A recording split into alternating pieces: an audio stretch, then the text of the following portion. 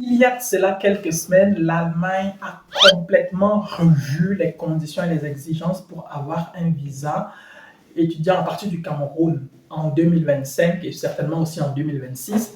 Et donc, dans cette vidéo, nous allons revenir sur les conditions et sur les exigences. On va revenir sur toute la procédure au-delà de ces nouvelles conditions-là. Et donc, certainement, c'est une vidéo complète qui va plus ou moins te donner un aperçu qui pourra plus ou moins t'aider à obtenir ton visa étudiant en 2025 ou en 2026. Si tu me découvres par le biais de cette vidéo, n'hésite surtout pas à t'abonner, n'hésite pas à liker la vidéo, n'hésite pas à la partager autour de toi avec les personnes qui sont plus ou moins intéressées par le type de contenu que nous proposons. Si tu as besoin d'accompagnement dans le cadre de ta procédure de visa étudiant pour l'Allemagne, nous sommes également aussi à ta disposition. Nous serons ravis de t'apporter notre expertise et notre savoir-faire.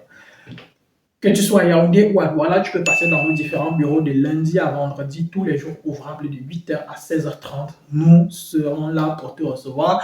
Nos numéros sont également aussi dans la description de la vidéo. Tu peux nous contacter, nous poser ton problème et on va certainement voir ensemble ce qu'il y a lieu de faire. Installe-toi et au cours des 10 prochaines minutes environ, je m'en vais aborder avec toi les exigences et les conditions pour avoir un visa étudiant à partir du Cameroun pour l'Allemagne en 2025.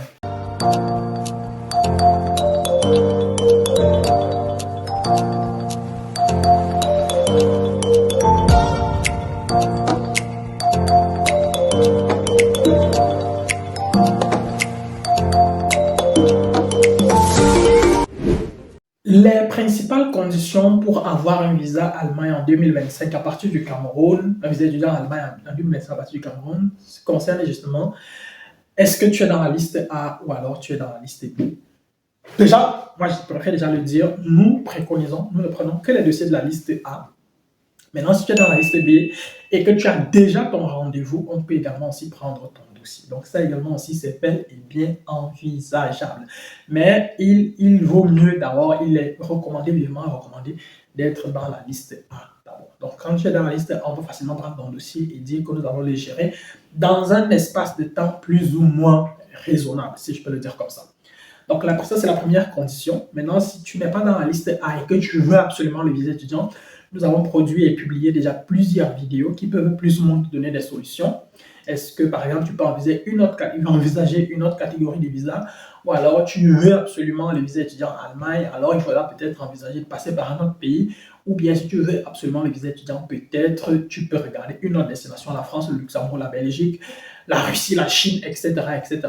Toutes ces destinations-là pourraient par exemple être envisageables pour toi. Donc, la première des choses, c'est que, voilà ça. Maintenant, pour ce qui est des conditions pour véritablement avoir le visa, pour pouvoir obtenir un visa étudiant, tu dois avoir une admission dans une université, tu dois avoir un certificat de langue pour ce qui est de l'Allemagne. Et quand on parle des certificats de langue, ici, nous, on va recommander dans la plupart des cas d'avoir minimum le B1 pour ne pas trop laisser la possibilité à l'ambassade de douter ou si oui ou non, lorsque tu vas arriver en Allemagne, tu vas véritablement étudier et si oui ou non, tu vas étudier dans un espace de temps plus ou moins raisonnable, si je peux encore le dire une fois de plus ainsi. Donc, il faut avoir le B1 en allemand, il faut être dans la liste A, donc il faut remplir l'une des conditions de la liste A, donc soit avoir une admission en master aujourd'hui, être peut-être titulaire d'une bourse d'études, pour ceux qui ont déjà par exemple le master 2 et être inscrit en doctorat, ou bien avoir la preuve que par exemple tu bénéficies d'une bourse doctorale, ou bien tu vas venir faire un séjour de recherche en Allemagne, etc. etc. Ça, ce sont les principales conditions pour être dans la liste A. Et à partir de ce moment-là, une fois que tu as l'autre condition, ce sera forcément la preuve de fonds. Et concernant justement la preuve de fonds aujourd'hui, tu dois approuver soit avec une prise en charge, donc via un garant, soit avec une caution. Nous recommandons généralement la caution. Toutefois, avec la prise en charge, il faudrait, bon, parfois l'ambassade n'exige pas, mais dans le meilleur des cas, il faudrait que ce soit une personne plus ou moins de la même famille, si je peux le dire ainsi. Maintenant, si c'est pas possible d'avoir quelqu'un de la même famille et qu'il faut passer par quelqu'un d'autre, il faudra s'entendre avec la personne. Je vais pas dire ici, je vais pas révéler tous les secrets ici, mais il faudra s'entendre avec la personne pour pouvoir obtenir la prise en charge de la question. Maintenant, la meilleure option et la plus simple, c'est généralement le compte bloqué. Et si tu peux obtenir ton compte bloqué, si vous avez l'argent, le montant recommandé, alors il faut juste créer votre compte. Et quand je parle de montant recommandé ici, on est à 11 904 € à l'état actuel, en février 2025, c'est le montant actuel. Peut-être qu'il peut encore évoluer d'ici la fin d'année 2025 ou bien d'ici fin 2026. Il peut peut-être monter un tout petit peu ou bien de descendre, mais je doute qu'il soit revu à la baisse. Et voilà. Donc maintenant, à côté de ça, lorsque tu vas arriver au niveau de l'ambassade, du moins, l'autre condition, c'est que tu dois également aussi avoir une preuve de logement. Concernant la preuve de logement, il serait, bon, je ne vais pas dire idiot, il serait mal placé, il serait mal pensé, par exemple, de débarquer avec une admission à l'université de Francfort et de débarquer là-bas avec la preuve de logement de ton oncle qui habite à Berlin, disant que tu vas habiter à Berlin et étudier à Francfort. Donc ça, par exemple, ce sont des erreurs à éviter si tu veux également, bien évidemment, avoir un visa en 2025. Un visa étudiant en 2025. Et à côté de ça, maintenant, lorsque j'ai dit maintenant tout ça, il y a le fait que, bon, tu vas arriver à l'ambassade, il faut gérer maintenant toute la procédure. Quand je parle de toute la procédure ici, c'est quoi? C'est que lorsque tu veux avoir un visa étudiant, c'est que tu dois d'abord plus ou moins commencer par visualiser ce qu'il y a lieu de faire étape par étape. La première étape de la procédure, c'est toujours les cours d'allemand. Tout commence toujours par les cours d'allemand.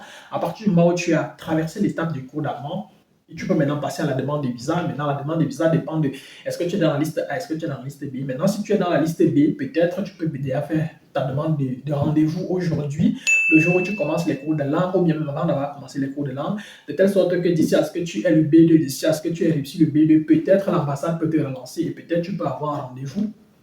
Et le visa étudiant peut subitement devenir une option pour toi si c'est exactement, si c'est absolument ce que tu veux faire et que, bon, la formation professionnelle, par exemple, ne serait que ton plan B, si je peux dire ça comme ça. Donc voilà, en gros déjà, ce qu'il y a lieu de savoir, pour ce qui est de cette procédure-là. Maintenant, dans le cas de la procédure, comme je l'ai dit tout à l'heure, au niveau des conditions, c'est qu'il va te falloir, une fois que tu es dans la liste A ou dans la liste B, quel que soit X, il va te falloir une admission. Donc, c'est à toi de chercher les universités qui correspondent à ton profil.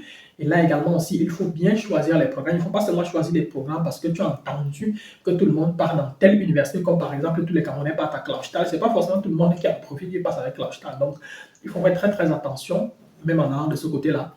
Il ne faut pas choisir une filière parce que tu as entendu que tout le monde choisit cette filière, parce que tu as entendu que ceux qui ont fait cette filière-là ont de très gros salaires. Il faudra choisir une filière qui correspond avec ton profil. Ton profil, c'est ce que tu as étudié. Ton profil sont les notes que tu as obtenues. C'est ça qui définit plus ou moins ce que tu peux faire ou ce que tu ne peux pas faire. Donc ça, il faut également aussi le prendre en considération avant de te lancer. Et à côté de ça, justement, une fois que tu as obtenu ton admission, ça veut dire que tu peux maintenant passer à la preuve de fond, comme je l'ai expliqué tout à l'heure. C'est soit la caution, soit la prise en charge. Maintenant, ça également, ce sont des éléments que tu dois définir avant. C'est-à-dire avant même d'obtenir l'admission, tu dois déjà savoir exactement comment tout ça va se passer et commencer déjà à chercher progressivement les solutions qui vont t'aider à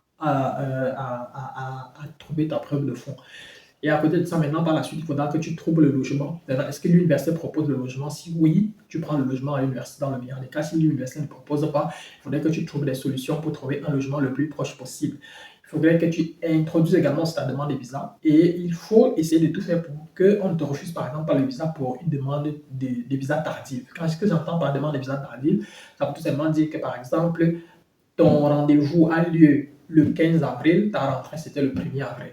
Quel que soit X, on va plus te donner le visa tout simplement parce que ta rentrée, elle est déjà passée et ton rendez-vous, il est arrivé après ta rentrée. Donc, c'est à toi de te rassurer que ta date de rendez-vous corresponde plus ou moins à une date qui puisse te permettre d'avoir déjà tous les documents nécessaires et de pouvoir véritablement passer du côté de l'ambassade en toute sécurité, déposer ta demande et attendre qu'on te réponde. Maintenant, lorsque tu vas passer à l'ambassade, on va te poser quelques questions, tu vas passer un entretien. Ça également aussi, il faut savoir exactement quoi répondre, comment le répondre.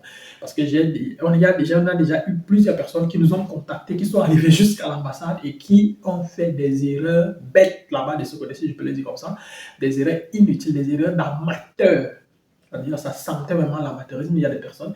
Et puis bon, on a dû batailler pour essayer de sauver le peu de meubles qui restaient à sauver. Et Dieu soit loué jusqu'ici, tout le monde a toujours eu son visa. Donc, il faut essayer de faire, il faut éviter certaines erreurs. Et donc, maintenant, pour voir les erreurs, il faut avoir les yeux qui vont avec, les yeux de l'expert qui vont avec. C'est pour ça que nous vous proposons notre accompagnement parce que nous avons l'expérience des dossiers de voyage. Nous savons exactement ce qu'il faut faire, comment le faire, quand ne pas le faire. Et à partir de ça, justement, on peut donc vous proposer cette garantie-là pour vous dire, OK, tu peux continuer, tu peux avancer, voici comment ça va se passer, voici ce qu'il y a lieu de faire pour que ta procédure se passe à merveille. Donc, en gros, voilà plus ou moins tout ce que tu dois savoir dans le cadre de ta procédure.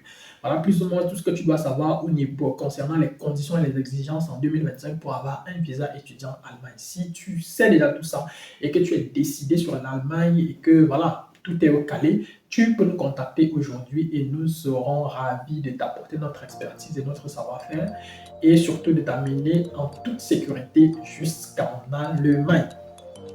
J'espère que cette vidéo, elle t'a plus ou moins apporté quelques informations. Si tel est le cas, alors tu m'envoies ravi. D'ici à notre prochaine vidéo, porte-toi bien, bien les choses à toi. Ciao, ciao.